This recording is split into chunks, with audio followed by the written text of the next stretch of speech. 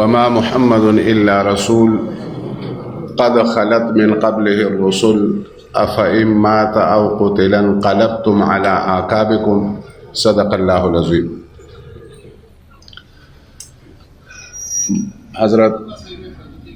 حضرات علماء کرام اور جناب وزیر اعظم صاحب، دو وزیر اعلیٰ صاحب اور ہمارے گورنر صاحب اور وزراء صاحبان، معزز و محترم مشائخ اعظام، علماء کرام،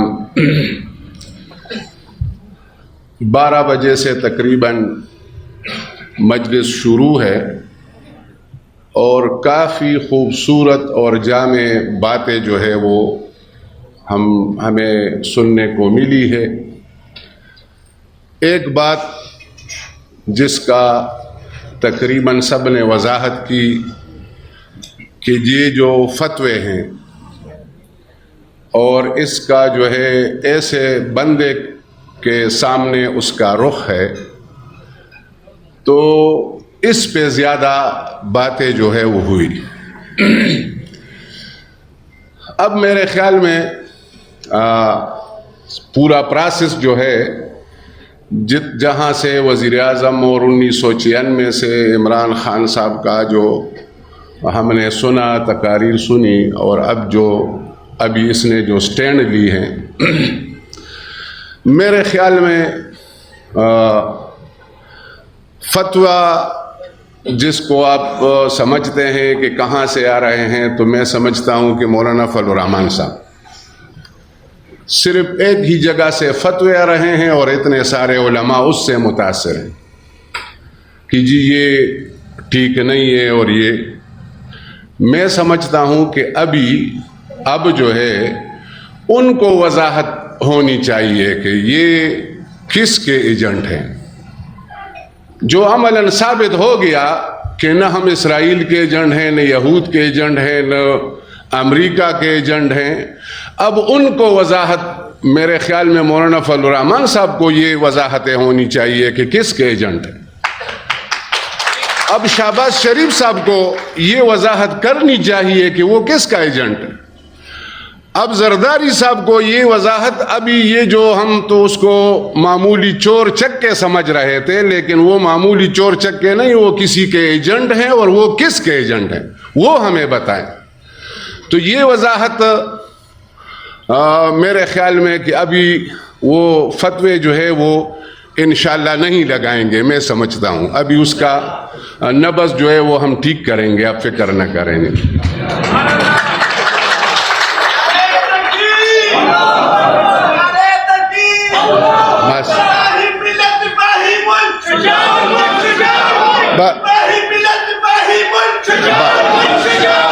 بس دوسری بات ہے، اب میں ذرا پروگرام کے مطابق کسی نے تقریباً بات نہیں کی کہ حقیقی آزادی۔ اب یہ جب عمران خان صاحب کا پہلا جو عدم اعتماد یا ریجیم چینج، جس کو آپ جو بھی نام دیں، وہ ہوا، تو مجھے ایک ساتھی نے یا بڑے نے بتایا کہ یار یہ بوگس خط ہے اور یہ خامخواہ جلسوں میں دکھا رہا ہے اور اپنے نمبر جو ہے وہ بڑھا رہے ہیں۔ میں نے کہا اگر بوگس خط سے نمبر بڑھ رہے ہیں تو پھر آپ کے لیے تو سب سے بڑا موقع ہے، ایک بوگس خط نکالو اور یہ کہو کہ یہ امریکہ کا سازش ہے۔ دوسری بات، حقیقی آزادی، یہ اصل میں جس طرح تمام علماء کرام ہے، میں زیادہ تفصیل سے بات نہیں کروں گا، اس لیے کہ حضرت پیر صاحب محترم نے حکم کیا ہے کہ مختصر باتیں ہونی چاہیے، اور ہم سننے کے لیے آئے ہیں، باتیں کرنے کے لیے نہیں آئے۔ لیکن حضرت موسیٰ علیہ السلام کا یعنی قرآن عظیم میں سورہ اعراف میں، سورہ شعراء میں یہ ذکر ہے کہ قال موسیٰ یا فرعون انی رسول رب العالمین، اور یہ پورا تفصیل بیان کر کے پھر فرماتے ہیں قرآن عظیم میں اللہ رب العزت کہ ارسل معنا بنی اسرائیل، فارسل معنا بنی اسرائیل، یعنی بنی اسرائیل کو آزاد کر کے ہمارے ساتھ بھیجو۔ اور دوسرے مرتبہ سورہ شعراء میں فَأْتِيَا فَقُولَا، تمام علماء کرام ہے، اس کے تفصیل میں نہیں جاتا، لیکن دونوں پیغمبر ہارون علیہ السلام، موسیٰ علیہ السلام تشریف لائے اور فرعون کو کہا کہ بنی اسرائیل کو آزاد کر کے ہمارے پاس ہمارے ساتھ جو ہے وہ بھیج لے۔ یہ آزادی کا نعرہ، اب میں سمجھتا ہوں کہ وہ لوگ سمجھتے ہیں کہ ہمارے پاس علماء کرام ہے یا مولانا فضل الرحمان صاحب ہیں، یہ ہمارا جو ایجنڈا ہے وہ اسلامی ہے اور دینی ہے اور قرآن کا ایجنڈا ہے۔ قرآن کا ایجنڈا جو ہے وہ وہی ہے جو موسیٰ علیہ السلام کا ہے، اس میں کوئی شیعہ، بریلی، دیوبندی اس کا وہ نہیں ہے، وہ اپنے اپنے درس میں کرے۔ یہ جو آزادی کا نعرہ ہے اس میں کسی کا اختلاف نہیں، کوئی مسلکی اختلاف جو ہے اس میں نہیں ہے، اور قرآن میں خصوصاً کسی کا اختلاف نہیں۔ تو بہرحال یہ قرآن کا ایجنڈا ہے کہ اگر آزادی نہیں، جس طرح بنی اسرائیل غلام تھے فرعون کے ہاں اور پھر صحرائے تیہ میں چلے گئے، اگر موسیٰ علیہ السلام اس کو آزاد نہ کرتے تو پھر ایسا قوم یا ایسا شہر جو ہے، جس طرح اس وقت بیت المقدس تھا اور بعد میں مدینہ منورہ، یعنی وہ شہر ہے جو دعوت اللہ کا شہر ہے، وہ جماعت ہے جو دعوت اللہ کی جماعت ہے۔ اگر آزادی نہ ہو تو کوئی جماعت یا کوئی شہر یا ریاست مدینہ وہ دعوت اللہ کا مرکز بن سکتا ہے؟ بغیر آزادی کا کوئی مرکز بن سکتا ہے؟ پہلے ہمیں آزادی چاہیے اور حقیقی آزادی چاہیے، ہمیں کسی سے لڑنا نہیں ہے، کسی سے جھگڑنا نہیں ہے، لیکن ہمارا حق ہے، ہم انسان ہیں، ہمیں آزاد ہونا چاہیے۔ بہرحال دوسری بات، اگر آزادی آ گئی تو ہم استحکام کے لیے کوشش کر سکتے ہیں، اور اگر بیرونی سازش جو ہے وہ گھس گئی اور اس کے پیسے آئے تو میرے خیال میں عدم استحکام پیدا ہوگا، جس طرح کہ عدم استحکام پیدا ہو گیا ہے آپ کے سامنے ہے۔ اس وجہ سے اب مہنگائی کنٹرول ہو گئی، ملک کے مشکلات کم ہو گئے یا بڑھ گئے؟ عدم استحکام آئی یا استحکام آ گیا؟ اگر عدم استحکام مسلسل چلتا رہا اور فوراً الیکشن نہیں ہوا اور قوم کی مرکزیت نہیں بنی اور صحیح الیکشن نہیں ہوا، آزاد الیکشن نہیں ہوا، اور یہ عدم استحکام رہا تو سالمیت کو ہمارے لیے خطرہ ہے کہ نہیں؟ وآخر دعوانا ماشاءاللہ، یہ تھے حضرت مولانا شجاع الملک صاحب، اور اس کے بعد میں جناب حضرت مولانا گل نصیب خان صاحب کو دعوت خطاب دیتا ہوں کہ وہ تشریف لائیں اور اپنے خیالات کا اظہار فرمائیں۔ تیرا نصیب میرا نصیب، تو آخر میں جا کر اکرم خان نے کہا کہ میں ایک ایسی وزیر اعلیٰ ہوں کہ میں پٹواری تبدیل نہیں کر سکتا، تو میں کرپشن کیسے ختم کر سکتا ہوں؟ میں ایک ایسی وزیر اعلیٰ ہوں کہ میرے اوپر طاقتور ایک دفتر کے بابو ہے۔ مجھے کہا کہ بھائی محترم عمران خان صاحب جو بات کرتے ہیں امریکہ کے خلاف، یہ گپ شپ ہے۔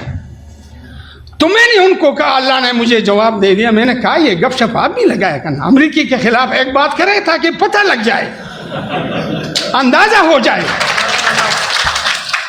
دوسری بات میں یہ کرتا ہوں کہ پی ڈی ایم کے حضرات کہتے ہیں کہ جی ہم غلام ہیں، اور آپ نہیں سمجھتے۔ میرے ساتھ مسلم لیگ کے ایک بہت بڑا آدمی مل گیا تو انہوں نے مجھے کہا کہ آپ یہ سمجھتے نہیں ہے کہ ہم غلام ہیں۔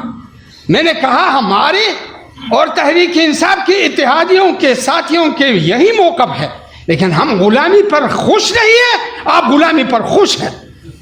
ہم غلامی نہیں مانتے، ہمارے اور آپ کے فرق یہ ہے۔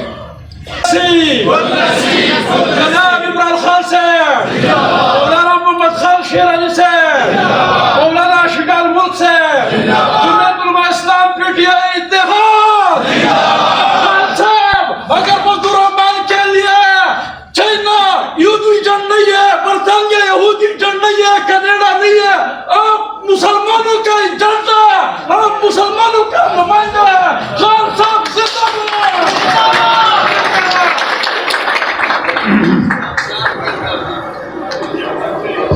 اعوذ باللہ من الشیطان الرجیم بسم اللہ الرحمن الرحیم یا ایہا الذین آمنوا اتقوا اللہ وقولوا قولا سدیدا یصلح لکم اعمالکم ویغفر لکم ذنوبکم ومن یطع اللہ ورسولہ فقد فاز فوزا عظیما وقال النبی صلی اللہ علیہ وسلم من یطع اللہ ورسولہ فقد ہدی ومن یعص اللہ ورسولہ فقد غوی حتی یفیء الی امر اللہ ان اللہ وملائکتہ یصلون علی النبی یا ایہا الذین آمنوا صلوا علیہ وسلموا تسلیما اللہم صل علی محمد وعلی آل محمد کما صلیت علی ابراہیم وعلی آل ابراہیم انک حمید مجید اللہم بارک علی محمد وعلی آل محمد کما بارکت علی ابراہیم وعلی آل ابراہیم انک حمید مجید۔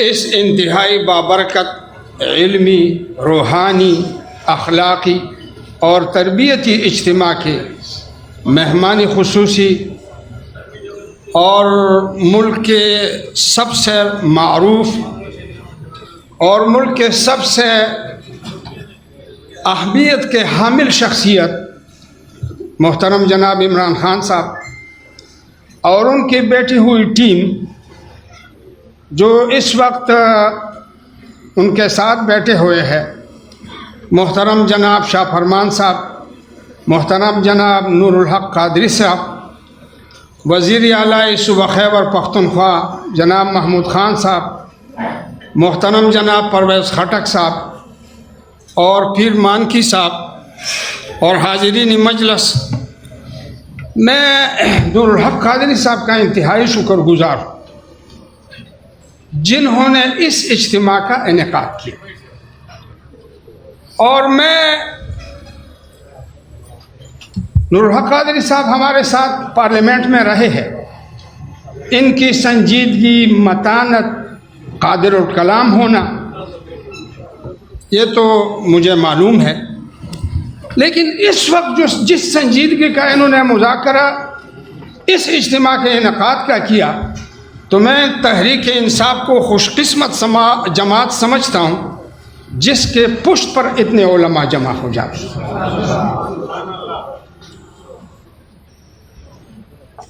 میں جو بات کروں گا، ہمارا مسئلہ بہت اچھی تقریر سے نہیں بنے گا،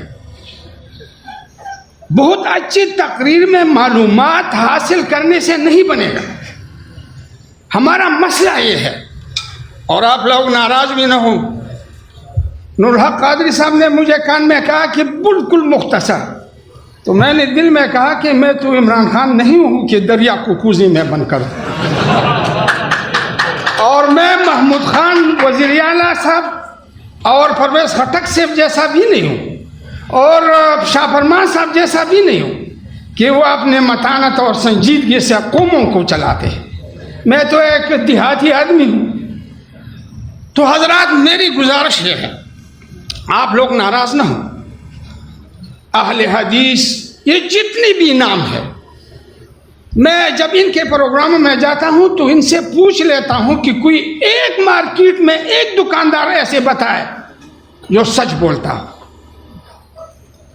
تو آپ مجھے بتا دیں حدیث نے کیا کارکردگی دکھائی، بریلویوں نے کیا کارکردگی دکھائی، اور دیوبندیوں نے کیا کارکردگی دکھائی۔ سب سے زیادہ قوت ان کے پاس ہے، لیکن مارکیٹ میں کوئی آدمی نہیں ہے کہ وہ سچ بولے اور اس پہ مشہور ہو کہ یہ جان دے سکتے ہیں لیکن جھوٹ نہیں بول سکتے۔ لہذا محترم دوستو، ریاست مدینہ میں ہمارا کردار کیا ہے، علماء کا کردار کیا ہے، میرا موضوع یہی ہے۔ ہمارا کردار یہ ہے کہ ہم ایک سوسائٹی تشکیل دیں جو صداقت پہ کھڑے ہو جائے، جو امانت پہ کھڑے ہو جائے۔ آپ لوگ بھی ناراض نہ ہوں، میں گزارش کرتا ہوں، تحریک انصاف کے حکومتوں نے ایک روایت تو بدل دی، لیکن سوسائٹی اور معاشرہ تو نہیں بدلا ہے۔ اب سوسائٹی اور معاشرہ ہم کیسے تبدیل کر دیں؟ لہذا سوسائٹی اور معاشرہ علماء کی ذمہ داری ہے کہ ہم صداقت پہ معاشرہ کو کھڑا کر دیں۔ جھوٹ بولنے کے بعد کون سا انسٹیٹیوٹ جو ہے وہ چلے گا؟ اللہ تبارک و تعالیٰ ارشاد فرماتے ہیں یا ایھا الذین آمنوا اتقوا اللہ، اے ایمان والو، سب سے بڑی کامیابی کی بات یہی ہے کہ آپ اللہ سے ڈریں. اور اللہ سے ڈرنے کی تعبیر کیا ہے؟ قولوا قولا سدیدا. تقوی یہ ہے کہ موقع کے مناسبت سے سب سے مضبوط آدمی وہی ہوگا جو سچ بولے. جو سوسائٹی سچ میں بنی نہیں ہے، جو ہمارے آپ لوگ ناراض نہ ہوں، میں جب تقریر کرتا ہوں تو یہ پیپل پارٹی والے تو ہمارے ساتھ پارلیمنٹ میں رہے ہیں، مسلم لیگ والے بھی رہے ہیں، یہ اسحاق ڈار ہمارے ساتھ، رضا ربانی صاحب ہمارے ساتھ تھے. تو انہوں نے مجھے کہا کہ بھائی محترم عمران خان صاحب جو بات کرتے ہیں امریکہ کے خلاف یہ گپ شپ ہے. تو میں نے ان کو کہا، اللہ نے مجھے جواب دے دیا، میں نے کہا یہ گپ شپ آپ بھی لگایا کرنا، امریکی کے خلاف ایک بات کرے تاکہ پتہ لگ جائے، اندازہ ہو جائے. دوسری بات میں یہ کرتا ہوں کہ پی ڈی ایم کے حضرات کہتے ہیں کہ جی ہم غلام ہیں، اور آپ نہیں سمجھتے. میرے ساتھ مسلم لیگ کے ایک بہت بڑا آدمی مل گیا تو انہوں نے مجھے کہا کہ آپ یہ سمجھتے نہیں ہے کہ ہم غلام ہیں. میں نے کہا ہمارے اور تحریک انصاف کے اتحادیوں کے ساتھیوں کے یہی موقف ہے، لیکن ہم غلامی پر خوش نہیں ہیں، آپ غلامی پر خوش ہیں. ہم غلامی نہیں مانتے، ہمارے اور آپ کے فرق یہ ہے. دوسری گزارش یہ ہے حضرات کہ وقت کی کمی کی وجہ سے تو میں، لیکن سیاست فتووں کی چیز بھی نہیں ہے، اور سیاست جو ہے یہ مفروضوں کی بھی چیز نہیں، یہ پریکٹیکل عمل ہے، یہ کتابوں سے بھی نہیں سیکھی جاتی، یہ پریکٹیکل زندگی ہے. آپ جھوٹ نہ بولیں، آپ خیانت نہ کریں. تو میری گزارش یہ ہے کہ ہمارے اتحادی ساتھی تو سارے موجود ہیں، میرا خیال یہ ہے کہ ایکیڈمک کام ہم کریں. اگر ہم ایکیڈمک کام کریں اور ایسا کابینہ تیار کریں جو سچ پہ کڑے ہو اور خیانت نہیں کرتے ہو، تو یہ کابینہ آگے جا کر ہمیں صرف پاکستان کی نہیں دنیا کی حکمرانی دیں گے.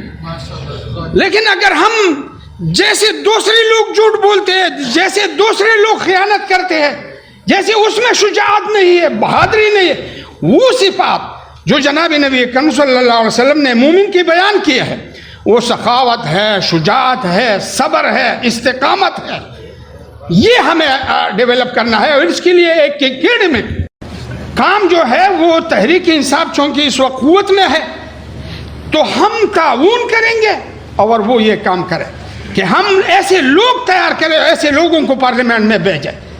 اگر ہم پارلیمنٹ میں ایسے لوگ بھیج دیتے کہ وہ پیسے جمع کرنے کے ذوق اور شوق رکھتے ہیں تو کیسے وہ ہمیں ایک معیاری حکومت دیں گے. اور میں تو عرض کروں اسی جگہ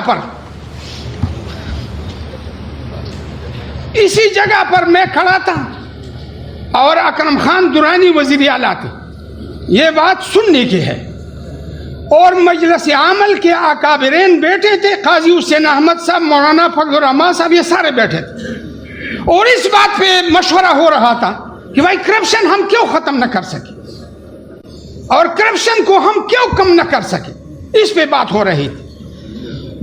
تو سب لوگوں نے اپنے اپنے باتیں بتا دیے.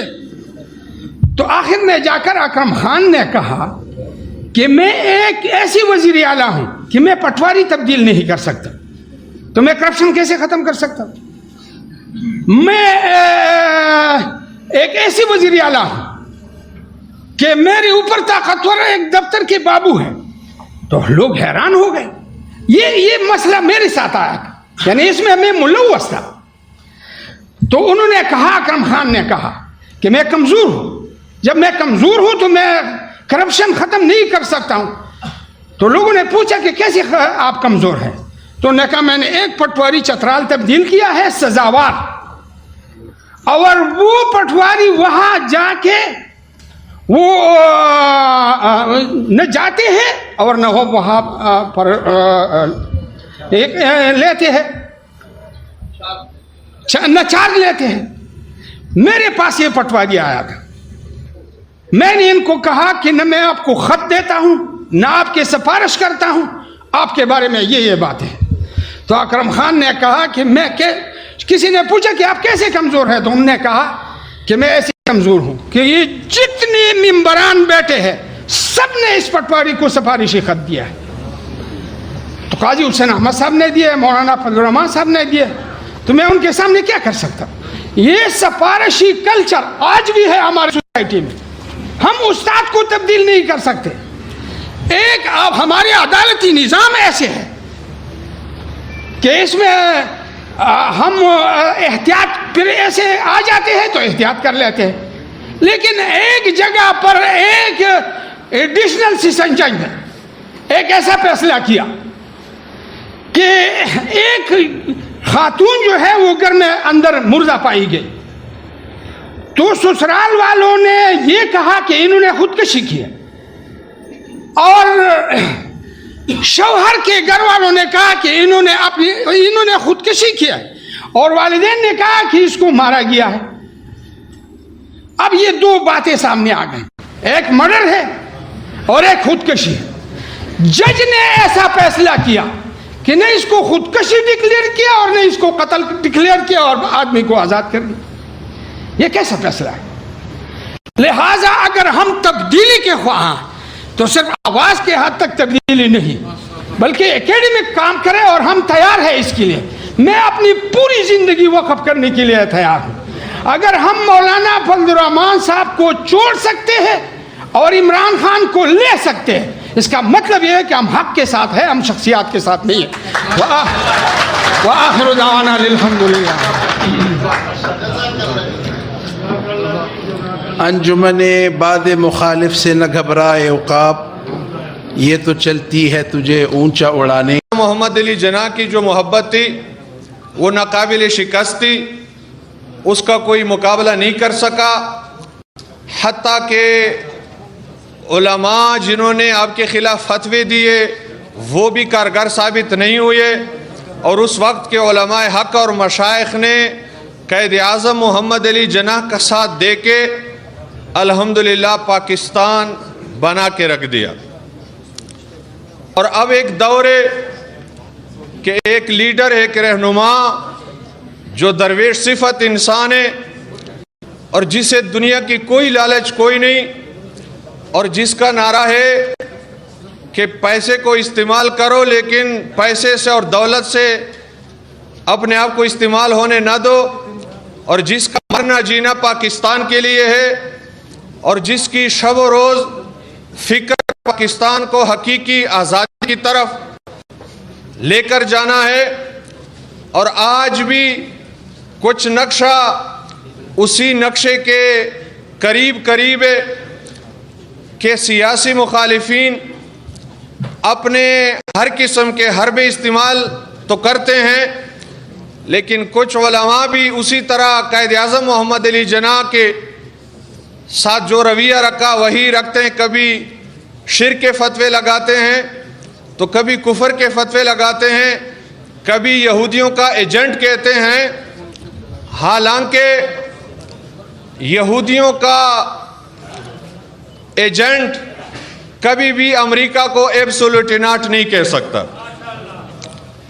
امریکیوں کا ایجنٹ کبھی بھی مدینۃ الرسول کا اتنا ادب و احترام نہیں کر سکتا کہ وہاں ننگے پاؤں ادب مصطفیٰ، تعظیم مصطفیٰ صلی اللہ علیہ وسلم کی خاطر سرزمین مدینہ پر ننگے پاؤں چلے.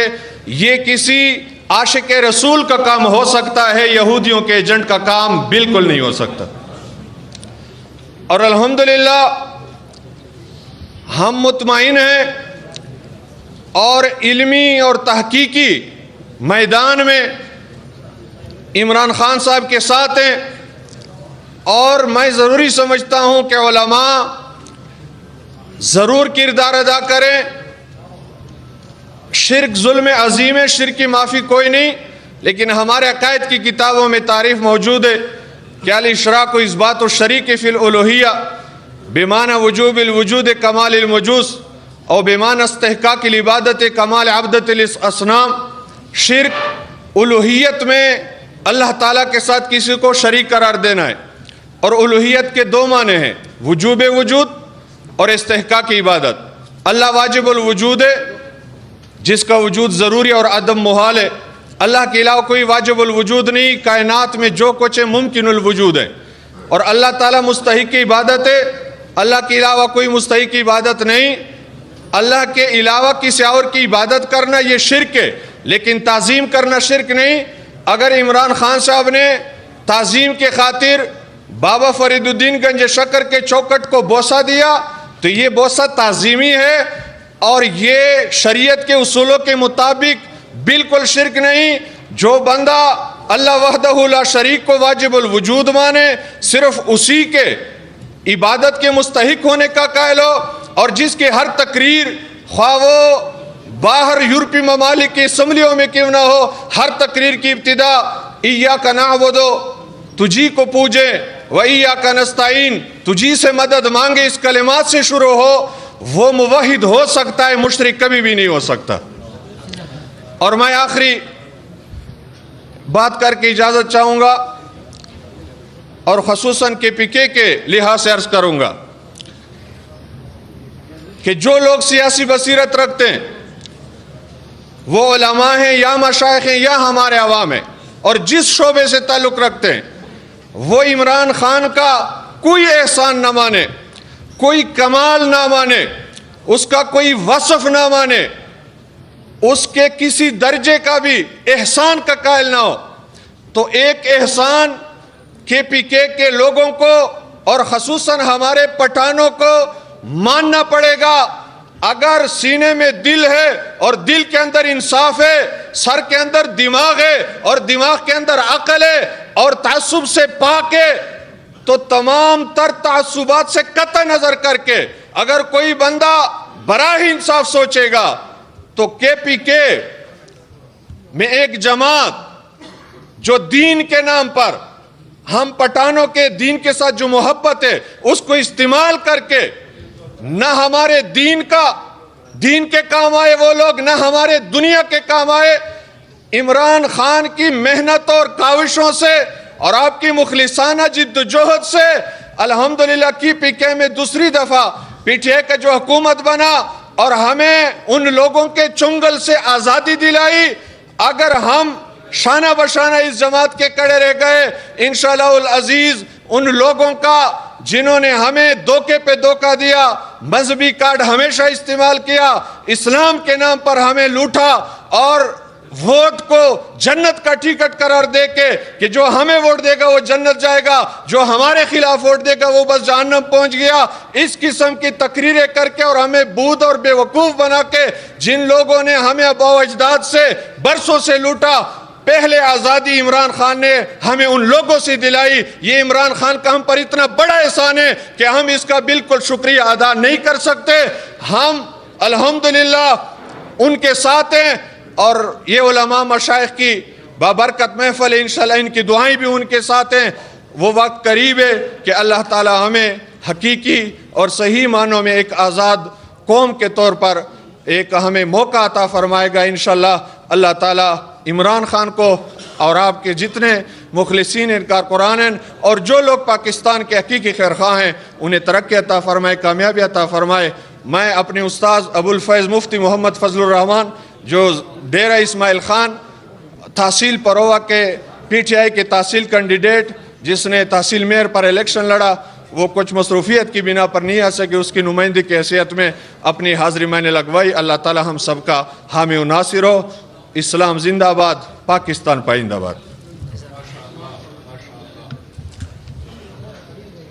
جزاک اللہ ماشاء اللہ.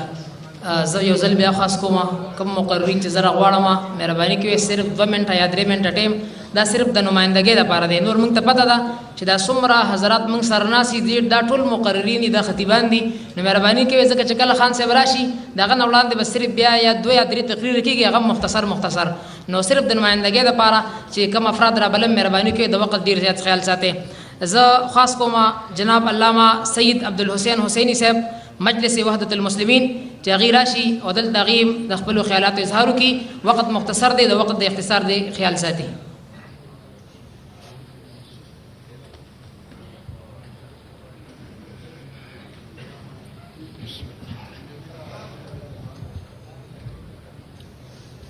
افتراق سے اجتناب کریں تو امریکہ کیا پوری دنیا ہمارے سامنے نہیں ٹک سکتی. علیم من الشیطان اللعین الرجیم. بسم اللہ الرحمن الرحیم. الحمد لأہلہ والصلاة والسلام علی اہلہا اما بعد. سب سے پہلے جتنے مہمانان گرامی، مشائخ، علماء تشریف فرما ہیں، ان کو میں اپنا سلام اللہ علیکم سلام پیش کرتا ہوں. یہ جو انعقاد ہوا ہے علماء مشائخ کانفرنس، یہ بہت ضروری ہے اور ایسا ہونا چاہیے. میں مجلس وحدت مسلمین اور مجلس علماء شیعہ پاکستان سپریم کونسل سے ہوں. ہم نے مجلس وحدت مسلمین نے عمران خان صاحب جیسے امین اور صادق انسان سے پہلے ہی اتحاد کر چکے ہیں، اور جہاں جہاں ہمارے اہل تشیع کے، مکتب تشیع کے کارکنان ہے، اہل سنت ہے. میرا تعلق ہنگو سے ہے اور ہمارے ہاں اتحاد بین المسلمین زبردست طریقے سے رواں دواں ہے. اہل سنت اور اہل تشیع ایک ہی پلیٹ فارم پہ ہیں، اور میں تو یہی مسلمانان عالم سے گزارش کروں گا کہ اسلام کے نام پہ پاکستان بنا ہے. پاکستان کا مطلب لا الہ الا اللہ ہے، یعنی لا شرقین ولا غربین بل اللہ اکبر. نہ امریکہ سپر پاور ہے، نہ روس سپر پاور ہے. اگر سپر پاور ہے تو وہ اللہ کی ذات ہے. اور جو بھی لا الہ الا اللہ کہہ دیتا ہے وہ کسی کے سامنے پھر گھٹنے نہیں ٹیکتا، پھر کسی کے سامنے وہ رکوع اور سجود نہیں کرتا. جس نے اللہ کے توحید پہ عمل کیا، اور اللہ تعالیٰ نے قرآن مجید میں ارشاد فرمایا من یتق اللہ یجعل لہ مخرجا. جس نے مجھ پہ توکل کی، جس نے مجھے تسلیم کیا، اللہ تعالیٰ کہتے ہیں کہ مشکلات سے نکلنے کے لیے میرا کام ہے راستے بنانا. جیسا کہ ہمارے لیڈر عمران خان دنیا کے سامنے ڈٹ گئے ہیں، جنرل اسمبلیوں میں ایاک نعبد و ایاک نستعین کہہ کر یہ اعلان کر دیا کہ یہ پاکستانی قوم اور پاکستانی لیڈر سوائے اللہ کے کسی کے سامنے نہیں جھکتا. لہذا ہم سب کا یہ فرض ہے. میرا عقیدہ یہ ہے، میرے جماعت کا علماء، میرے صوبائی صدر ہیں، صوبائی نائب صدر ہیں مجلس وحدت مسلمین کے، ہمارا عقیدہ یہی ہے کہ اگر میری ایک آنکھ شیعہ ہے تو دوسری سنی ہے. سنی ہمارے بھائی ہے. اگر ہم مل کے اتحاد کریں اور افتراق سے اجتناب کریں تو امریکہ کیا پوری دنیا ہمارے سامنے نہیں ٹک سکتی. سب سے بہتر یہی ہے کہ ہم ایک ہو جائیں. اللہ تعالیٰ لا الہ الا اللہ محمد رسول اللہ کے چھتری کے سائے میں اکٹھے ہو جائیں اور امین اور صادق سچے انسان کے ساتھ تعاون کرے دل سے، تو کامیابی انشاءاللہ اسلام کی ہوگی، عمران خان کی ہوگی اور لا الہ الا اللہ کی ہوگی. میرے دوستو اتنا ٹائم نہیں ہے، 2-3 منٹ فرمایا تھا محترم نے. میں یہ ایک مثال پیش کروں گا. کہتے ہیں کہ آسٹریلیا کے جنگلوں میں آگ لگی ہوئی تھی. توجہ تو ہے نا میری طرف. آسٹریلیا کے جنگلوں میں آگ لگی ہوئی تھی. ایک پرندہ ایک نہر سے پانی اٹھا کے اس آگ پہ پھینکتی جا رہی تھی. دوسرے پرندے نے اس سے کہا کہ آپ کے چونچ میں جو ایک قطرہ پانی آتا ہے اس سے تو آگ بجھ نہیں سکتی. تو پتہ ہے اس پرندے نے کیا جواب دیا؟ کہتے ہیں مجھے بھی پتہ ہے کہ اس قطرے سے آگ بجھ نہیں سکتی، لیکن میں اپنا نام آگ بجھانے والوں میں لکھانا چاہتی ہوں، آگ لگانے والوں میں نہیں لکھانا چاہتا. ہمیں آگ بجھانا ہے، لگانا نہیں ہے. میں اپنے کچھ گورنمنٹ یہ اس کنونشن کے توسط سے کچھ عرائض کروں گا. 2-3 باتیں ہیں. سب سے پہلے بات تو یہ ہے کہ ابھی آپ سب کو معلوم ہے 4تھی کلاس اسلامیات میں سادات کے دادا حضرت ابو طالب کے شان میں جو اسلامیات میں گستاخی کی گئی ہے، میرے خیال میں وہ آپ کو بھی اچھا نہیں لگا ہوگا اور ہمیں بھی اچھا نہیں لگا ہے، کیونکہ ہم رسول آل رسول کے ماننے والے ہیں اور ہم اسلام میں حضرت ابو طالب کا جو کردار ہے وہ اہل سنت کے کتابیں بھی بری پڑھی ہیں. میں واضح نہیں کرنا چاہتا، آپ سب علماء ہیں، آپ نے پڑھی ہیں اور اہل تشیع کے کتابوں میں ہیں. لہٰذا یہ اسلامیات کا ایڈیشن جس میں حضرت ابو طالب کے شان میں گستاخی کی گئی ہے، گزارش یہی ہے کہ اس کو فوراً نکال دیا جائے اور جو پرانا اسلامیات ہے اس کو رائج کیا جائے اور آئندہ ایسی غلطی نہ کیا جائے. یہ غلطیاں کیسے ہوتی ہیں یہ مجھے بھی معلوم ہے، آپ کو بھی معلوم ہے. سارے انسان ایک جیسے نہیں ہے. تکفیری سوچ، امنی سوچ، اصطلاحی سوچ، اتحادی سوچ ہے. دوسری گزارش یہ ہے کہ ڈی آئی خان میں کوٹلی امام بارگاہ کی جو زمین ہے، امین گنڈا پور اس وقت ریونیو کا منسٹر تھا، اس نے امام حسین کے نام پر وقف شدہ زمین اوقاف کے نام انتقال کر دیا. لہذا پرزور اپیل کی جاتی ہے کہ یہ مسئلہ حل کیا جائے. وہ مسئلے چھیڑتے کیوں جس سے فساد پیدا ہوتا ہے. 74 سالہ زمین، 50 سالہ زمین آپ اوقاف کے نام انتقال کرتے ہیں، اس کا ہم بھرپور مذمت کرتے ہیں اور ریکویسٹ کرتے ہیں کہ یہ اپنی اصل جگہ پر آ جائیں. اور تیسری جناب شاہوخیل کا، ہمارا ضلع ہنگو میں شاہوخیل کا جو گاؤں ہے وہ طالبائزیشن کے زمانے میں وہ مسمار ہو گیا ہے اور اس کے حل کے لیے ہم آپ لوگوں سے گزارش کرتے ہیں کہ اس کا حل تلاش کیا جائے اور امن کے ساتھ، تاکہ وہاں امن برقرار رہے. اور اس کے علاوہ محرم الحرام میں پورے پاکستان میں ایف آئی آر کٹائی گئی ہیں اور اس ایف آئی آر کو فوراً کینسل کیا جائے اور اس کے بارے میں غور کریں کہ یہ ایف آئی آر امام حسین نواز رسول ہیں، اس کے مجالس اور عزاداری پر آگے ایف آئی آر کٹائی جائیں تو یہ میرے خیال میں نامناسب ہے. اور ہم توقع کرتے ہیں کہ یہ مسائل ہمارے حل کیا جائیں. وآخر دعوانا ان الحمد للہ رب العالمین. جزاک اللہ. دا مختلف مکاتب فکر داغی نمائندگی بم کو برسرا دا مختلف